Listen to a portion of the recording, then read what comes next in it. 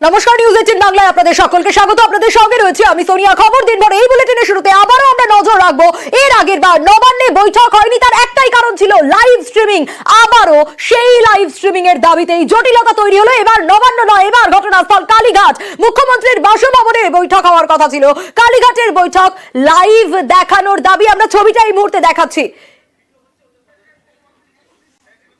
কালীঘাটে বৈঠক এবং সেই বৈঠক এখনো পর্যন্ত হয়নি। যে ছবিটা আপনাদের দেখানোর চেষ্টা করছি, ইতিমধ্যেই মুখ্যমন্ত্রী মমতা বন্দ্যোপাধ্যায় তিনি অপেক্ষা করছেন, সঙ্গে মুখ্য সচিব রয়েছেন ডিজি। এরই পাশাপাশি সেই ছবিটা আপনাদের দেখাচ্ছি। এখনো পর্যন্ত 6:40 থেকে অপেক্ষা করছেন মুখ্যমন্ত্রী মমতা বন্দ্যোপাধ্যায়, সেই ছবি আপনাদের দেখাচ্ছি। এরই পাশাপাশি মুখ্য সচিব মনোজ পন্ত তিনি রয়েছেন ডিজি রাজীব কুমার, আপনাদের সেই ছবিটা দেখাচ্ছি। মুখ্যমন্ত্রী এখনো পর্যন্ত অপেক্ষারত। নবান্নেও আমরা দেখেছিলাম 2 ঘন্টার বেশি সময় মমতা বন্দ্যোপাধ্যায় অপেক্ষা করেছিলেন জুনিয়র ডাক্তারদের জন্য, কিন্তু একটাই জটিলতা তৈরি হয়েছিল লাইভ স্ট্রিমিং নিয়ে। বাকি শর্তগুলো মেনে নেওয়া হয়েছিল নবান্নের তরফ থেকে। আজ ইমেলে কোন রকম শর্তের কথা ছিল না। কালীঘাটে বৈঠকে লাইভ স্ট্রিমিং এর দাবি জানানো হচ্ছে পৌঁছে যাওয়ার পর। কি পরিস্থিতি এই মুহূর্তের, কি ছবিটা আরো বিস্তারিত আবির আমাদের জানাতে পারবে। আবিরের কাছেই আসবো। আবির, একদিকে কালীঘাটে জুনিয়র চিকিৎসকরা, কিন্তু জট কাটাতে মুখ্যমন্ত্রীর বাড়িতে বৈঠক, কিন্তু এই মুহূর্তে লাইভ স্ট্রিমিং এর কথা তো ইমেলে কিছু ছিল না। কারা এই কথা বলছেন, কারা এই দাবি জানাচ্ছেন?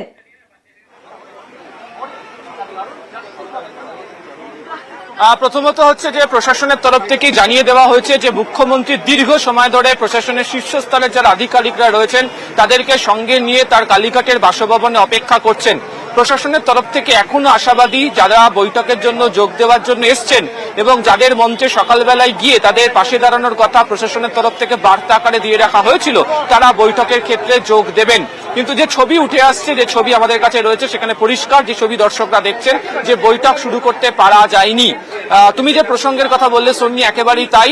যে ইমেল জুনিয়র চিকিৎসকদের তরফ থেকে রাজ্য সরকারের কাছে পাঠানো হয়েছিল, সেই ইমেলে পরিষ্কার করে উল্লেখ করে দেওয়া ছিল যে কথাগুলো, তার মধ্যে কোথাও লেখা ছিল না যে আজকের বৈঠকের ক্ষেত্রে লাইভ স্ট্রিমিং করতে হবে। বরঞ্চ তারা মুখ্যমন্ত্রী তাদের মঞ্চে যাওয়া এবং যে সৌজন্য দেখিয়ে তারা কথা বলেছেন তার এটা প্রকাশ সেই ইমেলের ভাষাতে উল্লেখ ছিল। ফলে এখানে এসে পৌঁছানোর পর যেটা সূত্র মারফত জানা যাচ্ছে যে কয়েকজন বলতে শুরু করেন যে বৈঠকের স্বচ্ছতার স্বার্থের ক্ষেত্রে দাঁড়িয়ে তারা যে দাবি আগের দিন নবান্ন সভাঘরের বৈঠকের ক্ষেত্রে যোগ দেওয়ার সময় উল্লেখ করে এসেছিলেন যে লাইভ স্ট্রিমিং করতে হবে, এখানে এসেও তারা সেই দাবি তোলেন। ইতিমধ্যেই প্রশাসনের যারা শীর্ষ আধিকারিকরা রয়েছেন তারা কয়েক দফায় কথা বলেছেন, কিন্তু সেই কথা বলার পরও এখনো পর্যন্ত পরিষ্কার নয় যে আন্দোলনরত চিকিৎসকরা কি সিদ্ধান্ত গ্রহণ করবেন। এবং বারবার মুখ্যমন্ত্রী তিনি নিজে খোঁজ খবর নিচ্ছেন। ইতিমধ্যে মুখ্য সচিব, স্বরাষ্ট্র সচিব এবং রাজ্য পুলিশের ডিজিকে নিয়ে বারবার তিনি এই বিষয় নিয়েও কথা বলেছেন।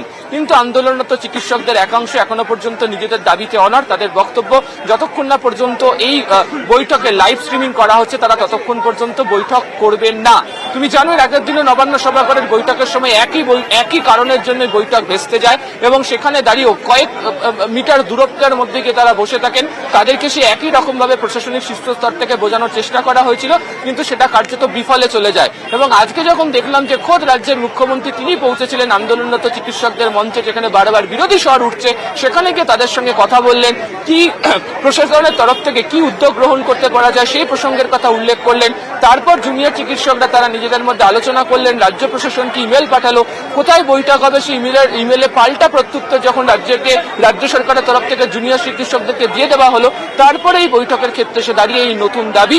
কার্যত যারা এখানে বৈঠকে যোগ দিয়েছেন তাদের এই আলোচনার ক্ষেত্রে দাঁড়িয়ে সমস্যা সমাধানের ক্ষেত্রে কতটা সহনশীল ভূমিকা গ্রহণ করতে তারা চাইছেন সেই নিয়ে তারা প্রশ্ন তুলে দিয়েছে।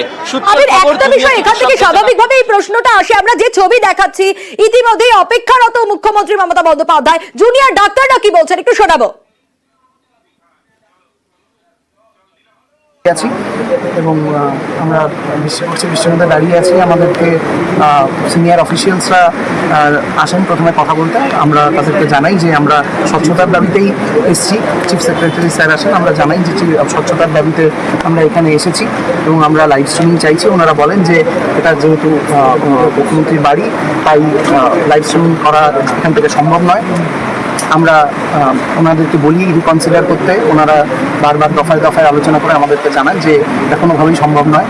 আমরা নিজস্ব ভিডিওগ্রাফার নিয়ে এসেছিলাম, আমাদের ভিডিওগ্রাফারকে আমরা বলি যে ভেতরে নিয়ে যাওয়ার অ্যালাউ করতে এবং ভিডিওগ্রাফির ফুল প্রসেসটা যাতে আমরাও করতে পারি, দ্বিপাক্ষিক একটা যাতে ভিডিওগ্রাফির ব্যবস্থা হয় সেই কথাটা আমরা ওনাদেরকে রিকোয়েস্ট করি।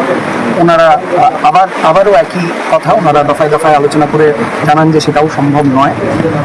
এরকম একটা জায়গায় গিয়ে আমরা ওনাদের কাছে খুব স্পষ্টত প্রশ্ন করা নাই যে ঠিক কী কারণে আমাদের ভিডিওগ্রাফারকে অ্যালাউ করা যাবে না। আমরা যেখানে এখানে দাঁড়িয়ে আছি এবং কন্টিনিউয়াস আমাদের ভিডিও তোলা হচ্ছে, তাতে ওনারা জানান যে এটা একটা সিকিউরিটি জোন, তার জন্য তোলা হচ্ছে।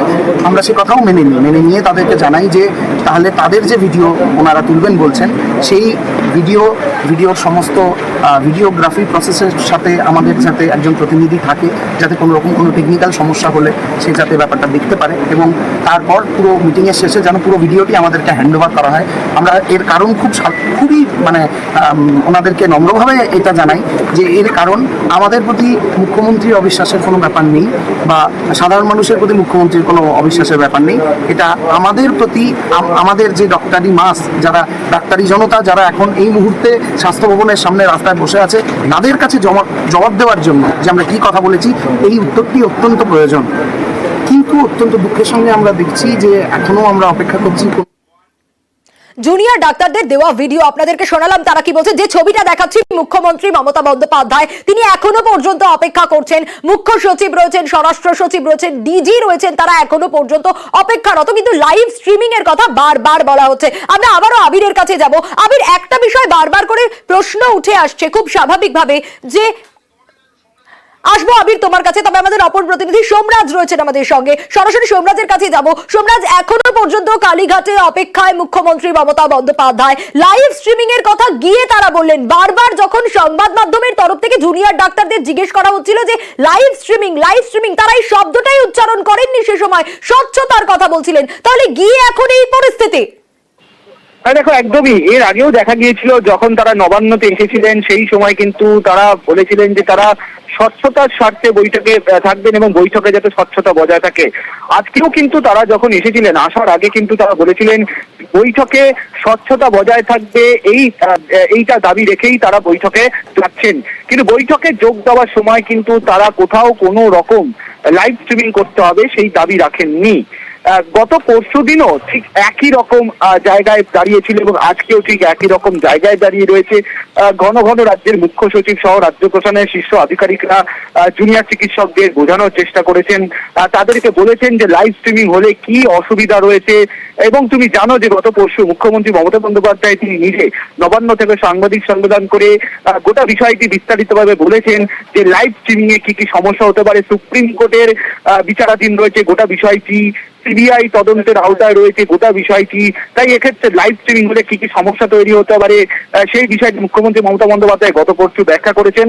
কিন্তু জুনিয়র চিকিৎসকরা তাদের দাবিতে অনড় যে লাইভ স্ট্রিমিং করতে দিতে হবে গোটা বৈঠকটি। আর এইখানেই মূলত মূল সমস্যার জায়গা। যদিও মুখ্যমন্ত্রী মমতা বন্দ্যোপাধ্যায় তিনি অপেক্ষা করছেন জুনিয়র চিকিৎসকদের জন্য, রাজ্যগুলিতে ডিজি, রাজ্যের মুখ্য সচিব, স্বরাষ্ট্র সচিব, রাজ্যের স্বাস্থ্য প্রতিমন্ত্রী তারা অপেক্ষা করছেন জুনিয়র চিকিৎসকদের সঙ্গে বৈঠকের জন্য। তুমি জানো মুখ্যমন্ত্রী আজকে নজিরবিহীন পদক্ষেপ নেন, তিনি জুনিয়র চিকিৎসকদের অবস্থান মঞ্চে চলে যান, অবস্থান মঞ্চে গিয়ে তারা যাতে আলোচনায় আসেন এবং শুধু তাই নয় তারা যাতে কর্মবিরতি প্রত্যাহার করেন সেই আর্জি রাখেন, সেই আবেদন রাখেন। ফলত সব মিলিয়ে এখন গোটা বিষয় যে জায়গায় রয়েছে যে জুনিয়র চিকিৎসকরা তাদের দাবিতে অনড় লাইভ স্ট্রিমিং করতে হবে। কিন্তু রাজ্য সরকারের তরফে স্পষ্ট অবস্থান জানিয়ে দেওয়া হয়েছে যে কেন লাইভ স্ট্রিমিং সম্ভব নয়। যদিও মুখ্য সচিব বলেছেন তিনি একাধিকবার জুনিয়র চিকিৎসকদের বোঝানোর চেষ্টা করেছেন বলেই সূত্র মারফত খবর। সোমরাজ, সঙ্গে থাকো, অবশ্যই তোমার কাছে আবারও ফিরবো। কিন্তু এই লাইভ স্ট্রিমিং এর দাবি আজও উঠলো। এই লাইভ স্ট্রিমিং এর দাবি উঠেছিল নবান্নে বৈঠকের দিন, সেদিন বৈঠক হলো না এই লাইভ স্ট্রিমিং এর কারণে। পরে মমতা বন্দ্যোপাধ্যায় সাংবাদিক বৈঠক করে স্পষ্ট জানিয়েছিলেন কি কি কারণ, কেন লাইভ স্ট্রিমিং করা সম্ভব নয়। আবারও একবার ফিরে দেখবো সেদিন মমতা বন্দ্যোপাধ্যায় কি বলেছিলেন।